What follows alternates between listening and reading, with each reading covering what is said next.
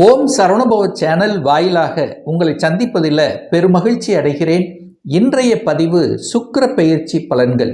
அதாவது சுக்கிர பகவான் மகரத்திலிருந்து கும்பமனைக்கு பெயர்ச்சியாகிறார். எப்போன்னா பிப்ரவரி மாதம் 6ஆம் தேதி. பொதுவாக இந்த சுக்கிரன் அப்படின்னாலே கலத்திர காரக கிரகம். வீடு வண்டி வாகனத்துக்கு காரண கர்த்தாவாக இருக்கக்கூடியவர்.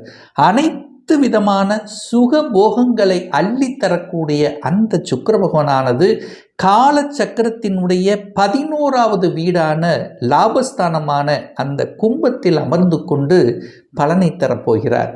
அங்கே 3 நட்சத்திரம் இருக்கு. அந்த நட்சத்திரத்தின் வாயிலாக, அதாவது அவிட்டத்தின் மூலமாக சதய நட்சத்திரத்தில் பிரயாணம் செய்து பூரட்டாதி நட்சத்திரத்தில் பிரயாணம் செய்து பலனை கொடுக்க போகிறார். நிச்சயமாக இந்த பதிவை முழுவதுமாக பாருங்க.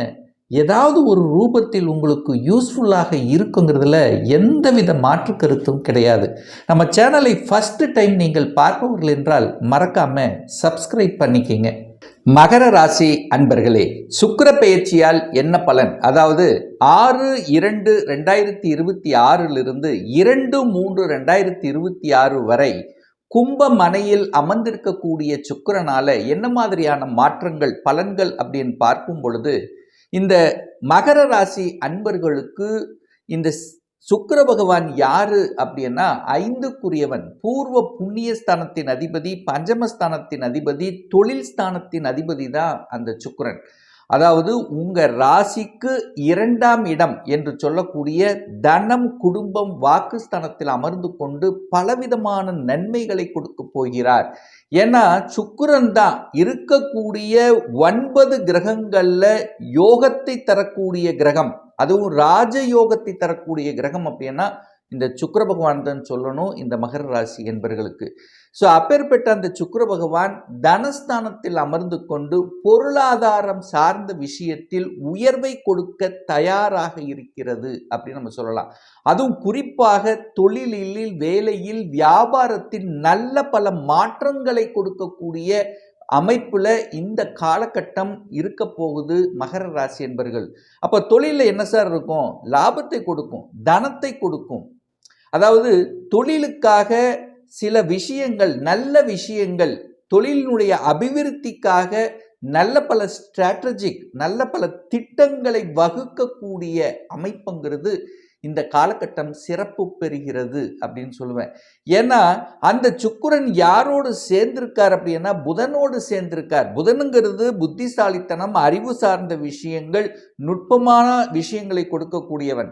அதுவும் இந்த மகர ராசி என்பர்களுக்கு புதனுங்கிறது 9க்குரியவன், பாக்யாதிபதியும் தொழில் ஸ்தானத்தின் அதிபதியான சுக்கிரனும் இணைந்து இருந்து அது தனஸ்தானத்தில் இருக்கும்போது தன பாக்கியத்தை கொடுக்கக்கூடிய அமைப்புங்கிறது பிரகாசமாக இருக்கிறது இந்த மகர ராசி என்பர்கள். அப்ப இதுவரைக்கும் வேலையில ஒரு நல்ல வேலை கிடைக்கல, வேலையில ப்ரமோஷன் கிடைக்கல என்று நினைத்து கொண்டிருக்கக்கூடிய மகரத்துக்கு ப்ரமோஷன் கிடைக்கக்கூடிய அமைப்புகள், சந்தர்ப்பங்கள் உண்டு. வேலையில கௌரவம் கிடைக்கக்கூடிய அமைப்பு இருக்கு. புகழ், கீர்த்தி கிடைக்கக்கூடிய வாய்ப்புகள், சந்தர்ப்பங்கள் இந்த காலகட்டம் உண்டு. அப்போ நீங்க தொழில் ரீதியில, வேலை ரீதியில, வியாபார ரீதியில நீங்கள் எடுக்கக்கூடிய அத்தனை முயற்சிகளும் உங்களுடைய அறிவாற்றலாலும் உங்களுடைய பேச்சாற்றலாலும் திறம்பட செய்யக்கூடிய வாய்ப்புகள், சந்தர்ப்பங்கள் உண்டு. அப்ப எந்த ஒரு டீலிங்காக இருந்தாலும் சரி, எந்த இடத்தில் எதை பேசணும், எதை பேசக்கூடாது என்கின்ற அறிவு சார்ந்த நுட்பம் சூப்பரா வேலை செய்யும். அப்போ பேச்சின் மூலமாக, உங்க அறிவின் மூலமாக இந்த காலகட்டம் சூப்பரா இருக்க போகுது. தனலாபத்தை கொடுக்கக்கூடிய அமைப்பு. ஏன்னா தனம், லாபம் இது ரெண்டும் அற்புதமாக இருக்கக்கூடிய அமைப்புகள் உண்டு. ஏன் சொல்றேன்னா இந்த காலகட்டத்தில் 9ஆம் அதிபதியாகி இருக்கக்கூடிய புதனும், 10ஆம் அதிபதியாக இருக்கக்கூடிய சுக்கிரனும், 11ஆம் அதிபதியாக இருக்கக்கூடிய செவ்வாயும் இணைவு பெறக்கூடிய ஒரு காலகட்டமாக இந்த மகரத்துக்கு அமைகிறது. அப்போ 9, 10, 11ஆம் அதிபதிகள் இணைவு பெற்று 2ஆம் இடமான தனஸ்தானத்தில் இருக்கும்போது குடும்பத்துக்கும், உங்க வீட்டுக்கும், உங்க கணவன் மனைவி சார்ந்த விஷயத்திலும் ஒரு நல்லது நடக்கக்கூடிய ஒரு அமைப்புள்ள மாதமாக இந்த காலகட்டம் அமையப்பெறுகிறது இந்த மகர ராசி அன்பர்களுக்கு. அதுவும் குறிப்பாக சொல்லப்போனால் 5க்குரியவனும் அதே சுக்கிரன் தான்.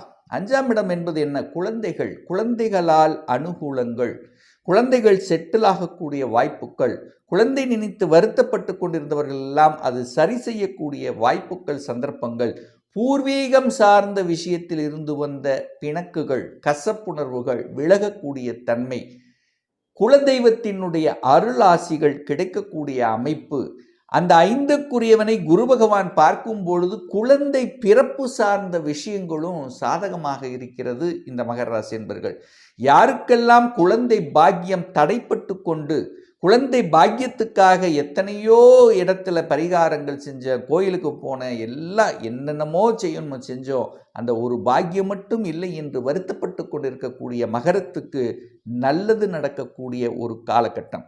ஏன் சார் கரெக்டாக இது சரியாக இருக்குமா, இது ஆதாரபூர்வமாக இருக்குமா அப்படின்னா, 5ஆம் அதிபதியாக இருக்கக்கூடிய சுக்கிரனை குழந்தை காரக கிரகம் என்று சொல்லக்கூடிய குரு பகவான் பார்க்கிறார். அப்போ அந்த 2 கனெக்ட் ஆகி குடும்பஸ்தானத்தில் இருக்கிறதுனால குடும்பத்தில் ஒரு உறுப்பினர் இணைத்து கொள்ளக்கூடிய நிகழ்வு சாத்தியமாக இருக்கின்ற காரணத்தால தான் இதை ஸ்ட்ராங்காக சொல்ற குழந்தை பிறப்பு சாதகமான ஒரு காலகட்டமாக இந்த மகர ராசி என்பவர்களுக்கு அமையப் போகிறது. அடுத்து பார்த்தீங்கன்னா, இந்த சுக்கிர பகவான் 6/2/2026 10/2/2026 வரை அவிட்ட நட்சத்திரத்தில் டிராவல் பண்றார். அவிட்டம் அப்படிங்கிறது செவ்வாய், செவ்வாயினுடைய நட்சத்திரத்தில் டிராவல் பண்றார். அந்த செவ்வாய் என்கிறது இந்த மகர ராசி என்பவர்களுக்கு 4க்குரியவன், சுகத்தை தரக்கூடியவன், லாபத்தை தரக்கூடியவன்.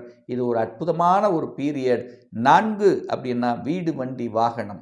அப்போ புதிய வாகனத்தை வாங்கக்கூடிய யோகம் இந்த காலகட்டம் உண்டு.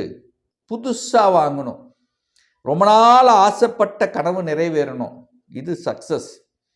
புதிய வீடு, சுக்கிரன் வீட்டுக்கு காரக கிரகம், 4ஆம் அதிபதி நட்சத்திர சாரத்தில் இருக்கும்போது வீடு வாங்கக்கூடிய யோகம், வீடு கட்டக்கூடிய யோகம், கட்டின வீட்டை வாங்கக்கூடிய யோகம், அங்கே ராகு இருக்கிறதுனால அடுக்குமாடி கட்டிடங்கள் வாங்கக்கூடிய, ஸோ இந்த மாதிரி புதிய வீடு, புதிய வாகனங்கள் வாங்குவதற்குண்டான அமைப்புகளும் சாத்தியக்கூறுகளும் சிறப்பு பெறுகிறது. அதே போல புதிய உறவு ஒன்றும் உங்களுக்கு வர காத்து கொண்டிருக்கிறது. ஒன்று குழந்தை பாக்கியம் சொல்றேன், அடுத்து திருமண பாக்கியம், திருமணம் சார்ந்த சுப காரியங்கள் செய்யக்கூடிய அமைப்பு.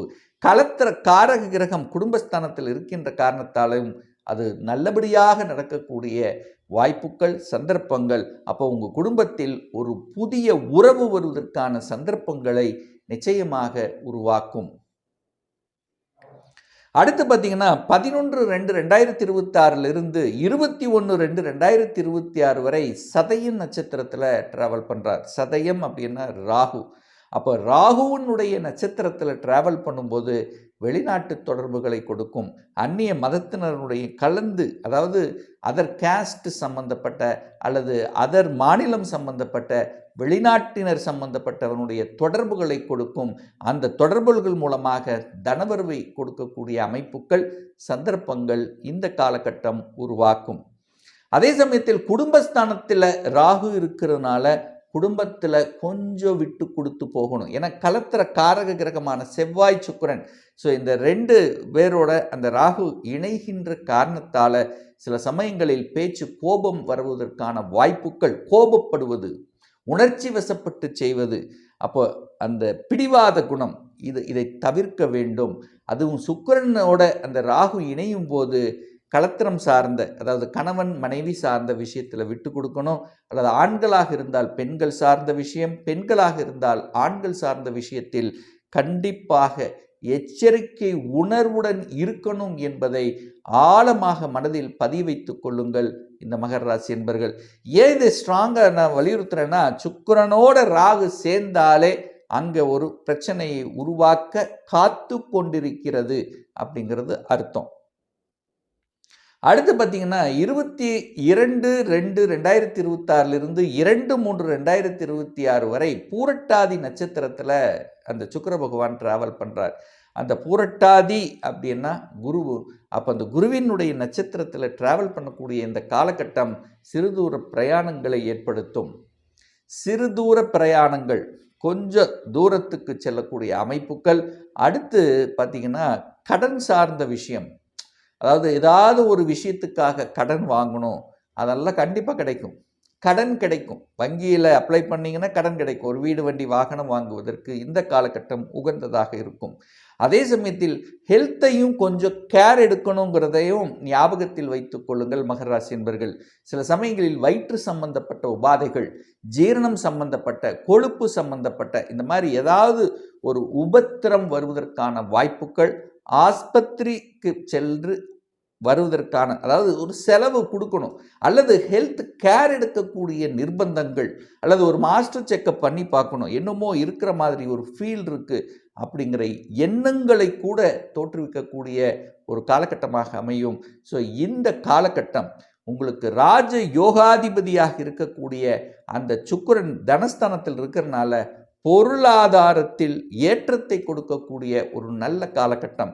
ரொம்ப நாளாக உங்கள் ஆசை மனதில் இருந்து வந்த ஒரு நல்ல விஷயம், ஒரு குட் நியூஸ், உங்களுடைய கனவு, அதாவது ரொம்ப நாளாக உங்கள் மனசில் இருந்தக்கூடிய அது நிறைவேற்றக்கூடிய ஒரு காலகட்டமாக இந்த மகரத்துக்கு நிச்சயமாக அமையும்.